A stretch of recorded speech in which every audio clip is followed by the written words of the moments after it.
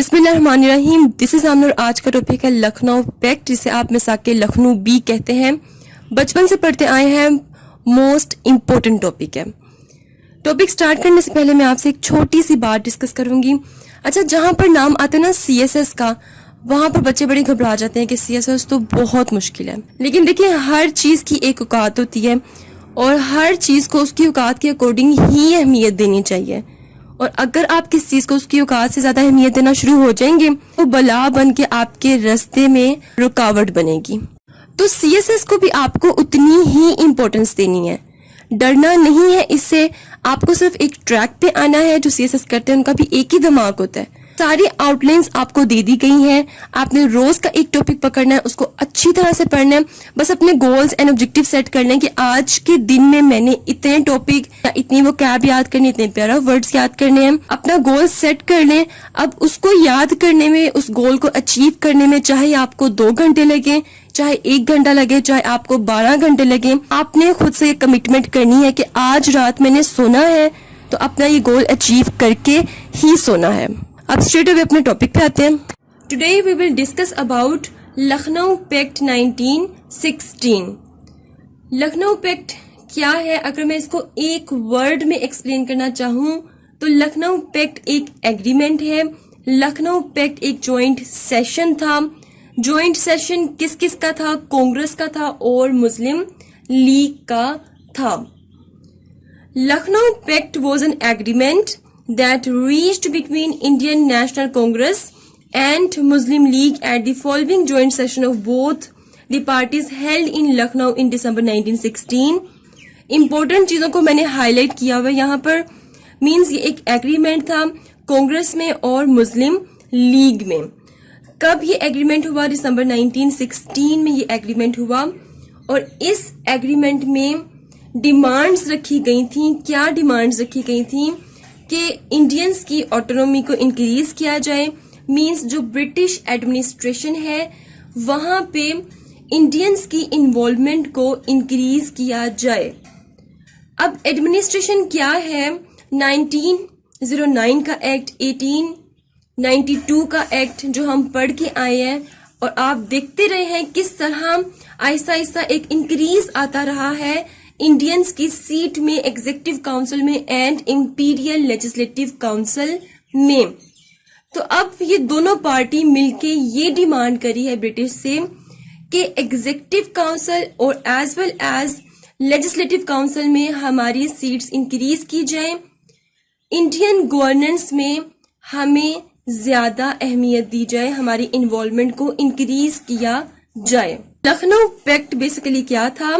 कांग्रेस और all India Muslim League का एक एग्रीमेंट था। इन्होंने एक जॉइंट सेशन किया था, जॉइंट कमेटी बैठी थी दोनों पार्टीज की। इन्होंने मिलकर डिसाइड किया कि हमें कुछ ऐसी डिमांड्स सेट करनी है जिससे ब्रिटिश इंडिया में हमारी एडमिनिस्ट्रेशन में सीट्स इंक्रीज हो सकें, हम गवर्नेंस में आ सकें।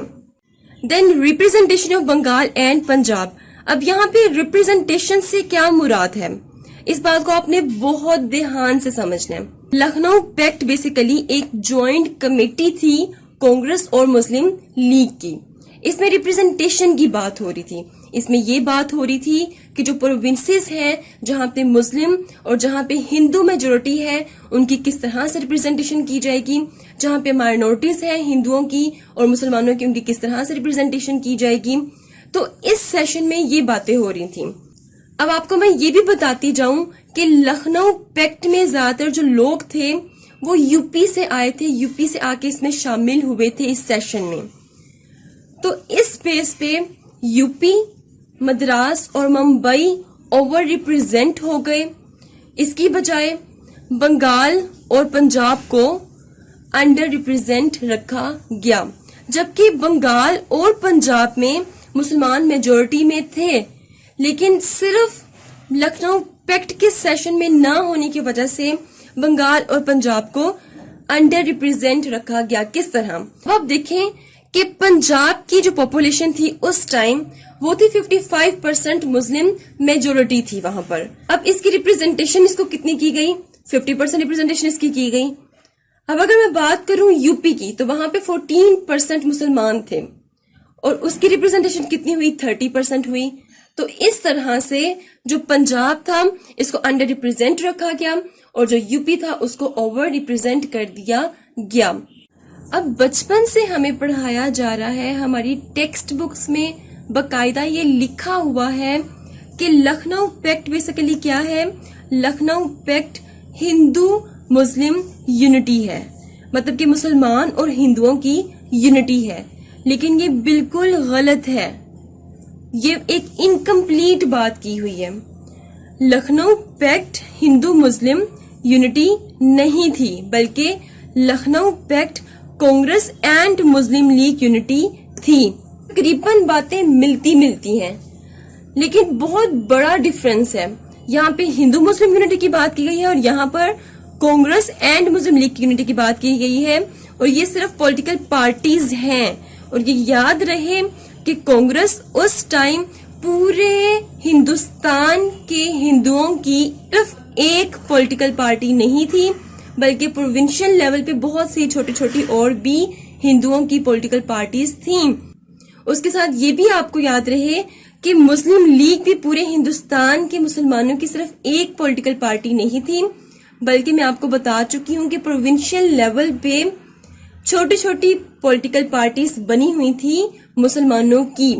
तो ये हिंदू मुस्लिम यूनिटी नहीं थी लखनऊ पैक्ट, ये basically Congress and Muslim League unity थी। बात करते हैं इंपॉर्टेंस ऑफ लखनऊ पैक्ट। सब कहते हैं कि लखनऊ पैक्ट मुसलमानों के लिए बहुत इंपॉर्टेंट है, नो डाउट ये हमारे लिए बहुत इंपॉर्टेंट है। अगर मैं फ्रीडम मूवमेंट की बात करूं तो जितनी भी फ्रीडम मूवमेंट है जो मुसलमानों ने की थी 1947 तक, उसमें 75% लखनऊ पैक्ट का रोल है। फ्रीडम मूवमेंट की जो बेस है वो है शिमला डेप्यूटेशन। जैसे कि देखें, एक घर बनता है, सबसे पहले उसकी बेस बनाई जाती है, फिर उस घर की बाउंड्रीज बनाई जाती है, मतलब चार दीवारी खड़ी की जाती है। तो जो बेस है फ्रीडम मूवमेंट की जो मुसलमानों ने की, उसकी बेस क्या है, शिमला डेप्यूटेशन। और जो बाउंड्रीज है, जो चार दीवारी, जो ढांचा है, वो है जी Lucknow pact. Means Shimla deputation बहुत इंपॉर्टेंट है और उसके साथ साथ लखनऊ पैक्ट बहुत इंपॉर्टेंट है। ये भी आपको याद रहे कि शिमला डेप्यूटेशन में कायद-ए-आज़म मोहम्मद अली जिन्ना का कोई रोल नहीं था। किसका रोल था, सैयद अमीर अली का और सर आगा खान का रोल था, ठीक है। और लखनऊ पैक्ट में कायद-ए-आज़म मोहम्मद अली जिन्ना का बहुत इंपॉर्टेंट रोल था, एक ब्रिज की तरह इन्होंने एक्ट किया था। लखनऊ पैक्ट में कायद-ए-आज़म मोहम्मद अली जिन्ना का बहुत इंपॉर्टेंट रोल है। इन्होंने कांग्रेस और ऑल इंडिया मुस्लिम लीग में एज अ ब्रिज के तौर पर काम किया। इनको एक लकब दिया गया और वो लकब क्या था, हिंदू मुस्लिम यूनिटी एम्बेसडर का इनको एक लकब दिया गया।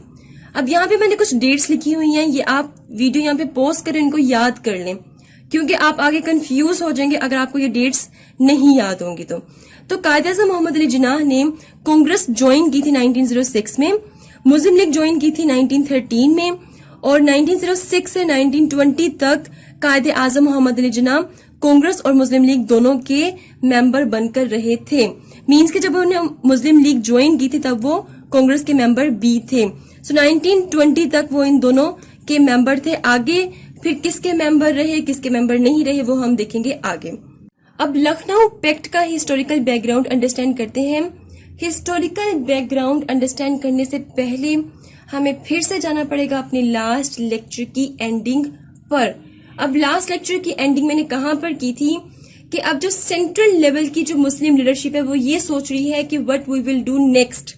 अब हमें आगे क्या करना है, और आगे उन्होंने ये सोचा कि हमें कांग्रेस के साथ अपने डिफरेंसेस को खत्म करना है, क्योंकि कांग्रेस उनको पेन दी जा रही थी। कौन कौन सी पेन दी कांग्रेस ने उनको, 1911 में उनको पेन दी, तो 1912 में उनको पेन दी और 1919 में एक और पेन मिलेगी, ठीक है। 1911 1912 में कौन कौन सी उनको पेन दी, कौन कौन से धमाके हुए मुस्लिम लीडरशिप पर, ऑलरेडी आपके साथ मैं डिस्कस कर चुकी हूँ लास्ट लेक्चर में। तो अब जो मुस्लिम लीडरशिप है उनका ये कंसर्न था कि कांग्रेस के साथ अपने डिफरेंस को खत्म करके मिलकर कोई काम किया जाए। ये याद रहे कि जब अनलमेंट ऑफ बंगाल हुई और इसके अलावा दोबारा से फिर से बंगाल की पार्टीशन हुई तो अब मुसलमानों के दिलों में कांग्रेस मतलब कि हिंदुओं के लिए एज वेल एज ब्रिटिश के लिए वो जो सेंस ऑफ लॉयल्टी थी वो खत्म हो रही थी, मतलब मुसलमान गुस्से में थे।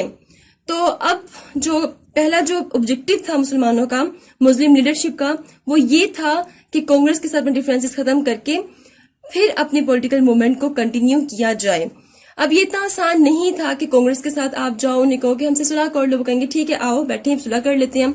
ऐसा कुछ भी नहीं होना था। अब मुस्लिम लीडरशिप को एक ऐसी डायनामिक मैग्निफिशेंट किस्म की पर्सनैलिटी की जरूरत थी जो कि कांग्रेस और ऑल इंडिया मुस्लिम लीग में सुलह करवा देती। आप मेरे वर्ड्स पर ध्यान दें, मैं मुस्लिम और मैं हिंदू की बात नहीं कर रही हूँ, मैं ऑल इंडिया मुस्लिम लीग और कांग्रेस की बात कर रही हूँ। डिसाइड हुआ कि कायदे आजम मोहम्मद अली जिन्नाह को सिलेक्ट करते हैं जो कांग्रेस के साथ हमारी सुलह करवा देंगे, हमारे डिफरेंसेस को खत्म करेंगे। अब कायदे आजम को ही क्यों सिलेक्ट किया गया, ये बात मैंने आपको लास्ट लेक्चर में बता दी थी कि 1909 के एक्ट में जो 6 सीटें मुसलमानों को मिली थी लेजिस्लेटिव काउंसिल में, उसमें एक सीट पे कायदे आजम मोहम्मद अली जिन्नाह आगे थे, उनकी एंट्री हो गई थी। 1909 में वो आए थे और ये याद रहे कि कायदे आजम मोहम्मद अली जिन्नाह ने कांग्रेस 1906 को ज्वाइन की थी। मींस कि अब जब वो 1909 में एक सीट पर आगे हैं, उस टाइम वो कांग्रेस के प्लेटफॉर्म से आए हैं, मतलब इस टाइम वो कांग्रेस की पार्टी का हिस्सा है। Quaid-e Azam Mohammad Ali Jinnah had began his career as a legislator in 1909। Quaid-e Azam Mohammad Ali Jinnah ने अपना career as a legislator start किया 1909 में। लेजिस्लेटर के तौर पर किस तरह किया, क्योंकि लेजिस्लेटिव काउंसिल में नॉमिनेटेड इलेक्शंस के थ्रू 6 सीट्स में से एक सीट पर कायदे आजम मोहम्मद अली जिन्नाह आ गए थे। अब कायदे आजम मोहम्मद अली जिन्नाह ने बहुत सी सक्सेस अचीव की अपने इस ड्यूरेशन में, मींस 1909 से 1911 तक कायदे आजम मोहम्मद अली जिन्नाह ने बहुत आउटस्टैंडिंग परफॉर्म किया, जिसकी वजह से मुस्लिम लीडरशिप को लगा कि कायदे आजम मोहम्मद अली जिन्नाह हमारे डिफरेंसेस खत्म करवा सकते हैं कांग्रेस के साथ। कौन कौन से वो टारगेट्स थे जो कायदे आजम ने अचीव किए थे। देखिए, सबसे पहले कायदे आजम एक ऑर्डिनरी मेंबर थे लेजिस्लेटिव काउंसिल के, लेकिन उसके बावजूद गवर्नर जनरल से इनकी 2-3 दफा बहस भी हो गई। और हिस्ट्री में कभी भी किसी ऑर्डिनरी मेंबर की इतनी जरूरत नहीं होती थी कि वो गवर्नर जनरल से किसी बात पर बहस करें। और एक दफा तो इस तरह की बहस होगी कि जो लॉर्ड मिंटो थे वो मतलब कि असेंबली छोड़कर चले गए थे। तो ये कोई आम शख्स तो नहीं कर सकता था। कायदे आजम ऑफ कोर्स एक डायनामिक पर्सनैलिटी थे। दूसरा उन्होंने क्या काम किया था, उन्होंने वक्फुल औलाद एक बिल था जो कि उन्होंने लेजिस्लेटिव काउंसिल से अप्रूव करवाया था। अच्छा, अब ये बिल बेसिकली क्या था, इसको आप जरा अंडरस्टैंड कर लें।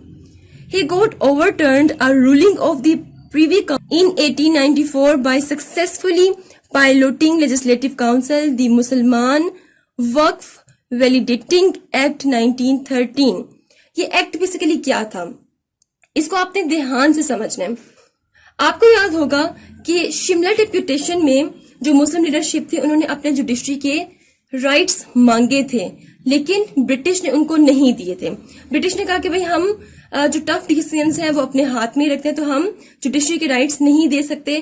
क्यों मांगे थे जुडिशरी के राइट्स, क्योंकि मुसलमानों के जो इस्लामिक लॉज हैं उनके मुताबिक फैसला होना जरूरी था, जबकि जो ब्रिटिश लॉज थे उसमें जो मुसलमानों के सेंटीमेंट्स थे वो हर्ट होते थे और बहुत से इस्लामिक जो रूल्स है वो निगलेक्ट होते थे। वक्फ औलाद का मतलब ये जो था, ये बेसिकली क्या था कि अगर कोई बाप अपनी कोई प्रॉपर्टी अल्लाह के नाम पे चैरिटी कर देता था, तो उसका जो बेटा था वो उठकर कोर्ट जाके कहता था कि मेरे बाप ने मेरे साथ नाइंसाफी की है। तो इस तरह से ये प्रोसेस चलते रहते थे।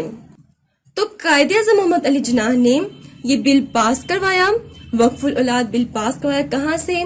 लेजिस्लेटिव काउंसिल से पास करवाया। और क्यों पास करवाया? ताकि जो फैमिली के ट्रस्ट्स हैं वो वैलिडेट रहें, ताकि जो मुसलमानों की जो वैल्यूज हैं वो सिक्योर रहें। अब ये पहली दफा हुआ था हिस्ट्री में कि किसी इंडियन ने उठकर लेजिस्लेटिव काउंसिल से कोई बिल अप्रूव करवा लिया हो। नहीं तो इससे पहले क्या होता था कि ब्रिटिश पार्लियामेंट ने अप्रूवल देनी है, डिसीजन मेकिंग करनी है, वहां से बिल आना है और एक सो कॉल्ड वे में ये कह दिया जाता था, ये शो ऑफ किया जाता था कि काउंसिल्स ने बिल अप्रूव किया है। तो कायदे आजम ने बिल कहां से अप्रूव करवाया? लेजिस्लेटिव काउंसिल से। तो ये कायदे आजम में कुछ खूबियां थी, कुछ उन्होंने रोल्स प्ले किए थे। तो मुस्लिम लीडरशिप को लगा कि कायदे आजम का जो विजन है वो बहुत डायनेमिक है, बहुत मैग्निफिशेंट किस्म का है। तो कायदे आजम जो उनसे है वही हमारा ये मसला हल करवा सकते हैं। सो अब ये डिसाइड हो गया है कि मुस्लिम लीडरशिप कायदे आजम मोहम्मद अली जिन्नाह को सिलेक्ट करेंगे, जो कांग्रेस और ऑल इंडिया मुस्लिम लीग में जितने भी डिफरेंस हैं उनको खत्म करवा के इनको यूनाइट करेगी और एक प्लेटफॉर्म पर लेकर आएंगे। अब मुस्लिम लीडरशिप गई है कायदे आजम मोहम्मद अली जिन्नाह के पास। कायदे आजम मोहम्मद अली जिन्नाह ने कहा कि मैं आपकी सुलह तो करवा दूं, मैं आपकी डिफरेंसेस तो खत्म करवा दूं, लेकिन मुझे स्टेप बाय स्टेप चलना पड़ेगा, क्योंकि आप में जो एक आइस है उसको मेल्ट करना पड़ेगा, आइस मेल्टिंग जरूरी है। उन्होंने कहा कि जो कांग्रेस है वो ऑल इंडिया मुस्लिम लीग को ब्रिटिश की पार्टी समझती है। मुस्लिम लीडरशिप ने कहा कि ऐसा तो कुछ भी नहीं है। कायदे आजम ने कहा कि अगर ऐसा कुछ नहीं है तो आपकी जो all India Muslim league party है इसके ऑब्जेक्टिव्स में सबसे पहला जो ऑब्जेक्टिव है सेंस ऑफ लॉयल्टी। तो sense of loyalty for British ये बताती है कि ये ब्रिटिश की पार्टी है। तो कायदे आजम ने मुस्लिम लीग को ये सजेशन दी कि आप सबसे पहले आपकी जो पार्टी है आपको उसके कॉन्स्टिट्यूशन में चेंज लेके आना पड़ेगा, सेंस ऑफ लॉयल्टी से मूव करना पड़ेगा पावर पॉलिटिक्स की तरफ।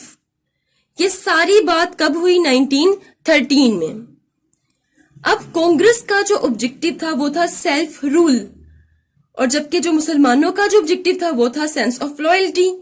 लेकिन ये बात याद रहे कि जब एनलमेंट ऑफ बंगाल हुई है और 1912 में दोबारा से बंगाल की पार्टीशन हुई है, उसके बाद से मुसलमानों के दिलों में नफरतें थीं कांग्रेस के लिए भी और इसके साथ साथ ब्रिटिश के लिए भी, क्योंकि उनके साथ नाइंसाफी हुई थी। तो अब कायदे आजम की सजेशन पे मुस्लिम लीडरशिप ने अपने कॉन्स्टिट्यूशन में चेंज किया और सेंस ऑफ लॉयल्टी से मूव किया पावर पॉलिटिक्स पे। कब? 1913 में। देन 1914 आ गया। 1914 में वर्ल्ड वॉर 1 स्टार्ट हो गई और आपको पता है कि वर्ल्ड वॉर 1 हो, वर्ल्ड वॉर 2 हो, इसके इम्पैक्ट्स ग्लोबल होते हैं। तो ब्रिटिश इंडिया में भी इसके इम्पैक्ट्स आए। ये बात आपको याद रहे कि वर्ल्ड वॉर 1 में, वर्ल्ड वॉर 2 में जो अंग्रेज थे उनको स्टार्ट में बहुत मार पड़ी थी, मतलब वो इस कदर फंस चुके थे वर्ल्ड वॉर 1, वर्ल्ड वॉर 2 में कि ब्रिटिश इंडिया पर उनका होल्ड कम होना शुरू हो गया था। नाउ इट्स क्लियर, कायदे आजम ने ऑल इंडिया मुस्लिम लीग और कांग्रेस को यूनाइट करने का जो सबसे पहला काम किया वो क्या था? कॉन्स्टिट्यूशन में चेंज किया। दूसरा उन्होंने क्या काम किया? उन्होंने मेमोरेंडम ऑफ 19 बना दिया। अब ये मेमोरेंडम ऑफ 19 क्या है इसको आपने जरा गौर से समझना है। याद रहे कि अब मैं 1915 में आ चुकी हूँ। लेजिस्लेटिव काउंसिल में 1909 के एक्ट के अकॉर्डिंग जो इंडियंस को सीट्स दी गई थी वो थी 27 सीट्स। 27 सीट्स में से 19 सीट्स अलग कर दी गई और इन 19 सीट्स पे मुसलमान भी थे और हिंदू भी थे। इन 19 पर्सन्स को अलग कर दिया गया, इनका एक मेमोरेंडम बना दिया गया, इसे कहते हैं मेमोरेंडम ऑफ 19। इस मेमोरेंडम में इन्होंने कुछ रिफॉर्म्स शो की। किसको शो की? ब्रिटिश के आगे रखी अपनी रिफॉर्म्स के हमें ये चीजें चाहिए। ये रिफॉर्म्स क्या थी ये मैं आपके साथ आगे डिस्कस करूंगी। इसके अलावा 1915 में क्या हुआ था?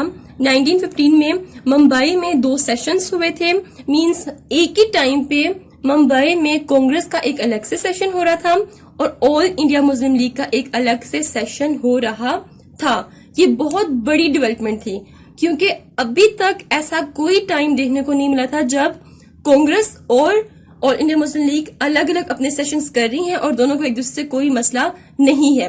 मींस ना तो ऑल इंडिया मुस्लिम लीग को कोई इनसिक्योरिटी थी और ना ही कांग्रेस को कोई मसला था कि हमारे पैरेलल एक पॉलिटिकल पार्टी आ रही है।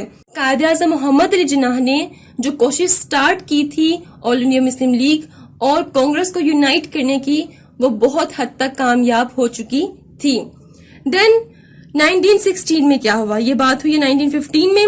1916 में क्या हुआ है कि अब कांग्रेस और ऑल इंडिया मुस्लिम लीग का एक इकट्ठा सेशन हो गया, जिसमें इकट्ठे बैठ के ये डिसाइड कर रहे हैं कि ब्रिटिश इंडिया की एडमिनिस्ट्रेशन में हमें किस किस तरह से आगे आना है, किस तरह हमें अपनी रिप्रेजेंटेशन इंक्रीज करनी है।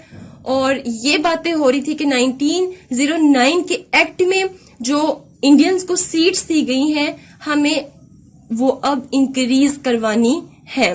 सो यहाँ पे हिस्टोरिकल बैकग्राउंड होता है खत्म। यहाँ पे अब हम मूव करते हैं लखनऊ पैक्ट की डिमांड्स की तरफ। अब लखनऊ पैक्ट की जो डिमांड्स हैं इनको अच्छी तरह से अंडरस्टैंड करते हैं। ये स्लाइड बहुत मजे की है। तो बात हम स्टार्ट करते हैं 1892 के एक्ट से। 1892 के एक्ट के बाद आया जी 1909 का एक्ट। 1909 के एक्ट के बाद आया लखनऊ पैक्ट। देन 1919 का एक्ट आया और 1919 के एक्ट के बाद 1935 का एक्ट आया। अब आप देख सकते हैं कि 2 एक्ट हैं इस साइड पे, 2 एक्ट है इस साइड पे, और दरमियान पे आपको क्या नजर आ रहा है, लखनऊ पैक्ट नजर आ रहा है। सो लखनऊ पैक्ट मुसलमानों की जो फ्रीडम मूवमेंट है उसका 75% है। अगर आपको लखनऊ पैक्ट समझ नहीं आएगा तो आप मुसलमानों की फ्रीडम या पॉलिटिकल मूवमेंट को कभी भी अंडरस्टैंड नहीं कर सकते। सो ये चीजें आपने ध्यान से सुननी है। अब बात करते हैं सबसे पहली डिमांड जो कि जॉइंट कमेटी ने, मींस जो कि ऑल इंडिया मुस्लिम लीग और कांग्रेस ने एक जॉइंट कमेटी में बैठ के डिसाइड किया। पहली डिमांड क्या थी जॉइंट कमेटी की?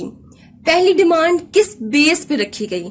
देखें, जो लखनऊ पैक्ट में जो जॉइंट कमेटी बैठ के चीजें डिसाइड कर रही थी, उन्होंने 1892 के एक्ट को देखा, उन्होंने 1909 के एक्ट को देखा और फिर ये रिकॉग्नाइज किया कि इसमें जो मुसलमानों की जो सीट्स हैं एग्जीक्यूटिव काउंसिल में वो तो बहुत कम है।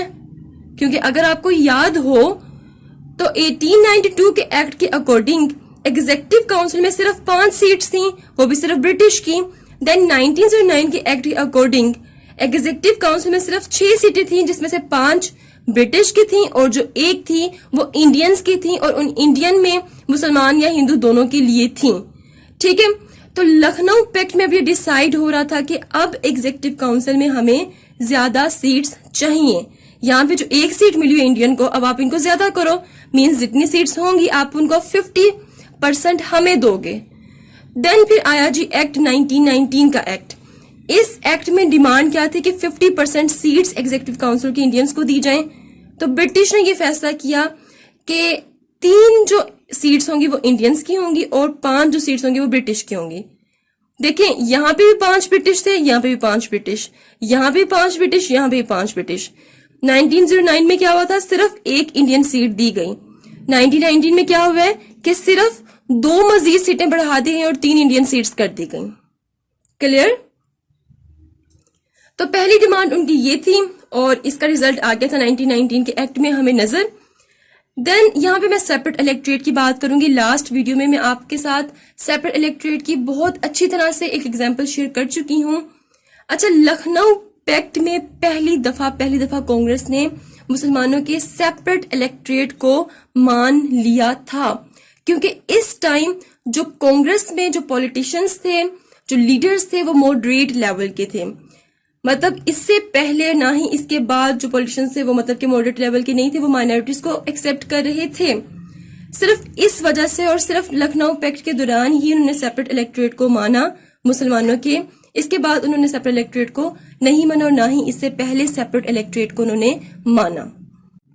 अगर आप शिमला डेप्यूटेशन में जाएं तो वहां आपको क्या नजर आएगा कि मुस्लिम लीडरशिप ने किस चीज की डिमांड की थी।